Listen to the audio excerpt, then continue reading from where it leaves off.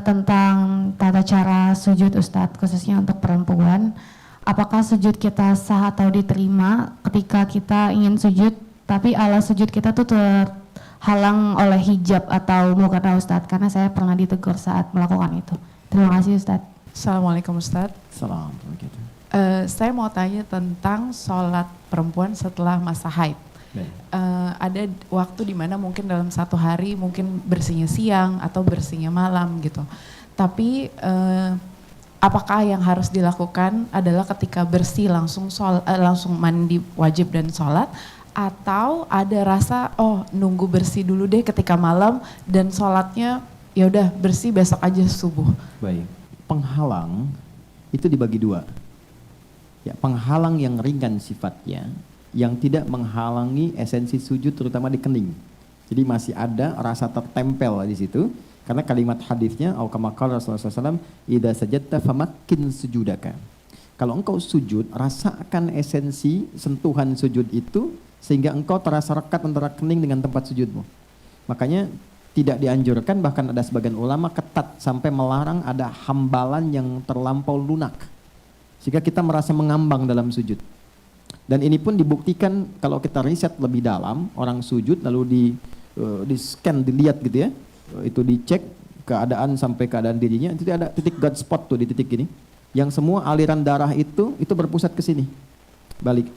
Maka ketika dia menempel jadi lebih stabil. Ya, dan itu mengerucut tuh, beban semua tumpah ke sini, aliran darah ke sini, dikeluarkanlah lewat kalimat sujud kita. Terhempas, kemudian kita minta pasrah, memohon doa, itu mengalir, beban hilang. Itu maksudnya. Sehingga hambalan-hambalan yang terlampau lunak itu tidak dianjurkan, nggak disarankan. Bahkan ulama ketat tuh melarangnya.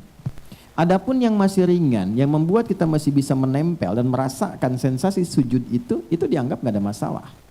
Contoh, di era Nabi itu kan masjidnya nggak ada lantai begini, ya kan? Itu masih pakai tanah tuh. Dan terbuka atasnya. Jadi kalau musim hujan ya hujan kena. Paling-paling pelepah-pelepah penutup kurma masih becek bawahnya. Masih hadis tentang nuzulul Quran itu ketika turun Lailatul Qadar, itu komen pertama sahabat, aku melihat Nabi itu ada bekas tanah itu di keningnya. Ya, kata Nabi, aku bermimpi melihat Lailatul Qadar, di keningku itu ada bekas tanah. Ya, kemudian aku dilupakan tanggalnya, bukan tanggalnya yang ditampakkan oleh Allah lewat mimpinya, tapi kesungguhan ibadahnya. Maka ternyata satu kali Nabi sholat, begitu selesai subuh, ada tanah di keningnya itu. Maka sahabat komen, itu kelihatan, berarti malam tadi malam Al-Qadar. Intinya apa? Nggak ada pembatas tuh antara bagian sujud keningnya itu dengan tempat sujudnya. Tapi ketika musim panas, hadis selesai. Beberapa sahabat nggak kuat karena merasakan panas di tempat pijakan sujud. Maka diberikan semacam sapu tangan. Ada kain. Kain itulah yang menjadi pembatas dengan tanah untuk mengurangi panasnya. Dari situ ulama menyampaikan kesimpulan tadi. Kalau untuk perempuan ada mau kena misalnya, atau kita pakai sejadah itu, intinya tidak mengurangi sensasi sujud yang menempel di kening kita, tinggal tidak merasa mengambang, itu nggak ada masalah. Jelas sampai sini? Allahu a'lam bishawab. Kemudian yang kedua, terkait dengan pertanyaan sholat. Apakah ketika haid itu tuntas, dirasakan selesai, apakah langsung mandi, wajib, bersih-bersih, kemudian sholat, atau memastikan bersih dulu, yakin dulu baru kemudian sholat keesokan harinya. Pertama, setiap perempuan itu pada siklusnya dia punya rasa.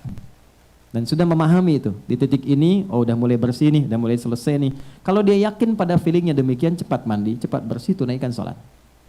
Jelas ya? Kalau memang dia kemudian merasakan masih ada yang belum bersih pada dirinya, sudah dia batalkan, bersih dulu. Baru kemudian periode bersihnya itu, yakin, tuntas, beres, baru dia sholat. Jelas? Tapi kalau dia sudah merasakan, udah berhenti, langsung bersih-bersih, langsung mandi. Jangan tunggu esok. Jelas ya? Karena waktu kan panjang. Bersih di maghrib kan masih ada isya. Maghrib masih ditunaikan. Kalau nggak keluar berarti kan meninggalkan sholatnya kan di isya. Jelas ya? Jadi mandi, langsung bersihkan, selesai, langsung tunaikan sholat. Jelas ya? Baik, saya kira itu. Saya mohon maaf ya, kalau ke perempuan jawab langsung saya buka kacamata saya. Itu penghargaan saya pada perempuan yang tertinggi. Karena saya kalau lihat begini, nggak ada beda laki-laki perempuan. Gitu ya. Saya tuh hanya memastikan pada diri saya, yang paling cantik harus istri saya. Itu poinnya. Jelas? Apalagi? Cukup? di saat kita ke masjid kan ada sholat sunnah tahiyatul masjid Ustaz. Di saat azan sudah selesai dan berkumandang, ada sholat qobliyah. Jadi lebih utama sholat qobliyah atau sholat tahiyatul masjid? Terima kasih Ustaz. Assalamualaikum warahmatullahi wabarakatuh. Tahiyatul masjid adalah setiap sholat yang dikerjakan saat masuk masjid sebelum kita duduk. Sholat apapun jenisnya. Dia bukan sholat yang menyendiri. Nggak ada? Sholat apapun jenisnya. Artinya apa? Allahu Akbar, adzan. Datang kita. Selesai, kita sholat kan? Orang qobliyah kan? Qobliyah subuh kan? Kita tunaikan. Saat Anda menunaikan niat qobliyah, maka tahiyatul masjid sudah masuk di dalam definisi itu. Ikut. Di semua jenis sholat yang dikerjakan, 2 rakaat itu minimalnya, 2 rakaat. Sebelum kita duduk, itu sudah masuk kategori tahiyatul masjid. Baik ya? Nah kalau gimana kasusnya? Kita pengen masuk masjid aja. Ya kan? Nggak ada spesifik waktu-waktu sholat, maka silahkan tunaikan sholat dengan niat tadi menghormati masjidnya, maka masuklah kualifikasi tahiyatul masjid. Jenisnya bisa beda-beda, bisa duha, bisa syuruk, bisa sholat wudhu, jelas ya? Di tahiyatul masjid itu nama umum terkait dengan nama sholat 2 rakaat yang dia kerjakan sebelum duduk di masjid. Kalau dia berniat i'tikaf, baik sifatnya sebentar atau dia lama berada di situ. Jelas? Allahu a'lam bishawab.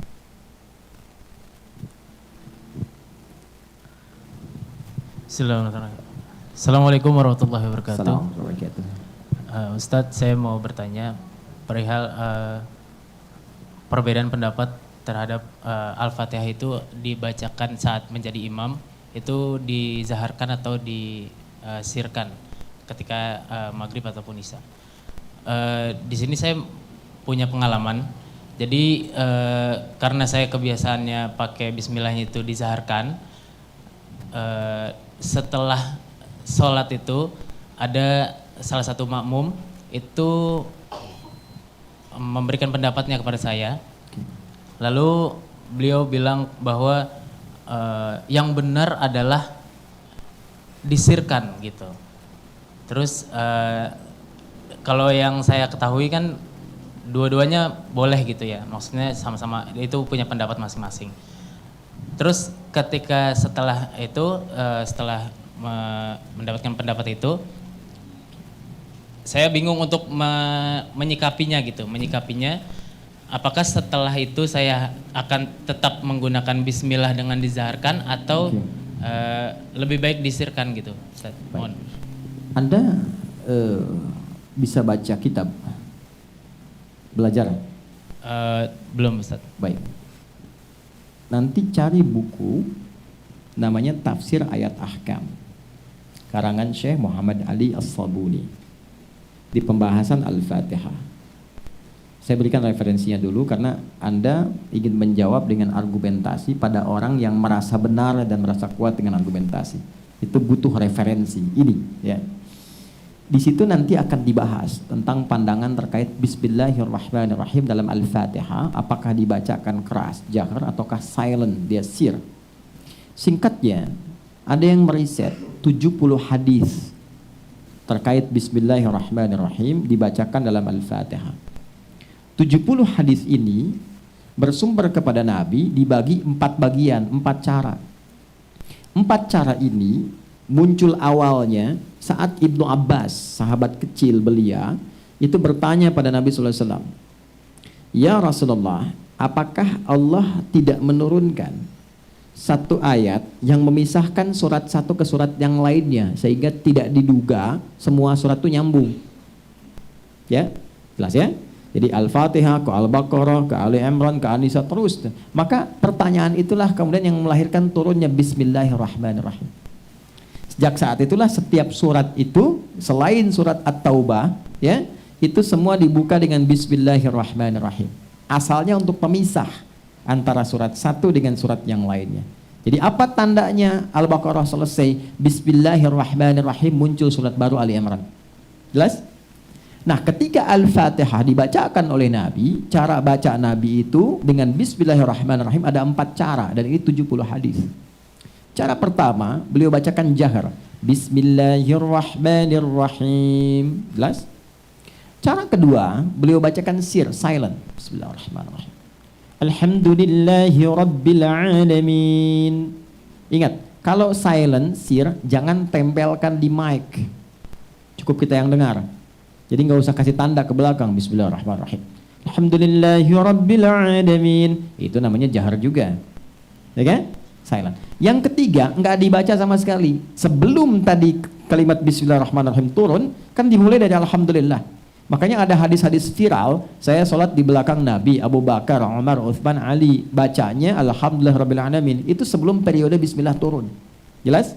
Maka tidak baca tuh langsung Alhamdulillah Rabbil Alamin. Yang keempat, kadang dibaca jahar rakaat pertama, yang selanjutnya nggak dibaca lagi.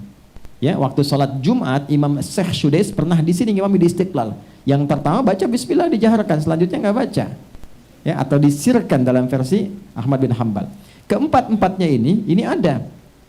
Maka empat ini disebut manhaj, semua petunjuk dari Nabi tentang cara baca. Kalau kita pilih salah satu, itu namanya madhab. Karena nggak mungkin keempat-empatnya. Ya, coba Anda jadi imam baca Bismillahirrahmanirrahim. Bismillahirrahmanirrahim. Nggak dibaca sama sekali. Nggak mungkin. Anda harus pilih salah satu. Ketika Anda pilih madhaba ilaihi, apa yang Anda ingin pilih sesuai dengan selera Anda, sesuai petunjuk Nabi, itu disingkat jadi madhab. Maka Imam Syafi'i memilih untuk yang jahar. Prinsip Imam Syafi'i itu begini, kalau dibaca yang penting Nabi contohkan, ada dalilnya, kan ada pahalanya daripada nggak dapat sama sekali. Kalau saya jaharkan, makmum ikut dengar, mereka pun dapat pahala. Maka dipilih yang jahar, Bismillahirrahmanirrahim. Imam Malik, Imam Abu Hanifah memilih yang nggak baca. Saya ambil riwayat pertama saja, yang Alhamdulillahirabbil alamin, karena dialog di hadis qudsinya pakai Alhamdulillahirabbil alamin. Maka milih itu. Imam Ahmad datang, saya ambil yang tengah-tengah deh. Daripada ini nggak dibaca, ini jahar, saya ambil yang sirnya saja. Tiga-tiganya ada. Abu Hurairah meriwayatkan jauh sebelumnya meriwayatkan yang keempat, baca rakaat pertama dengan jahar, selanjutnya tidak. Empat-empatnya ada dari Nabi. Jelas? Yang salah, yang tidak baca Fatihah dan yang tidak sholat. Paham? Jadi kalau mungkin ada yang berpendapat bahwa, wah itu nggak benar, yang benar yang ini. Jangan cepat marah, jangan menyalahkan, dipahami saja, mungkin baru dapatnya yang satu dari empat itu. Jelas ya? Oh Anda benar, terima kasih. Mungkin saya belum dapatkan yang Anda tadi dapatkan. Baiklah, saya akan belajar lagi, nanti saya pelajari, mudah-mudahan dapat seperti Bapak tadi. Lalu ketika Anda besoknya datang, bawalah yang keempat-empatnya tadi. Pak, kok saya dapatnya 4 ya gitu. Jelas ya? Itu cara terbaik, itu disebut hikmah namanya.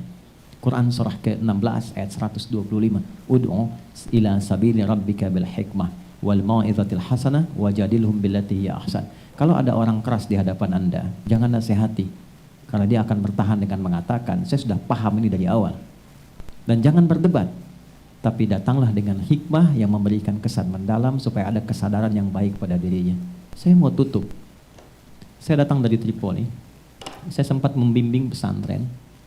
Di Lebak Bulus itu ada komplek PU, gitu. Di dalamnya itu ada Masjid Al-Hikmah namanya. Dulu ada pesantren, sampai sekarang masih ada Quran. Saya bimbing di situ, dan qadar Allah itu beberapa yang tinggal pejabat. Dan itu kan nyambung ke PU tuh, ya.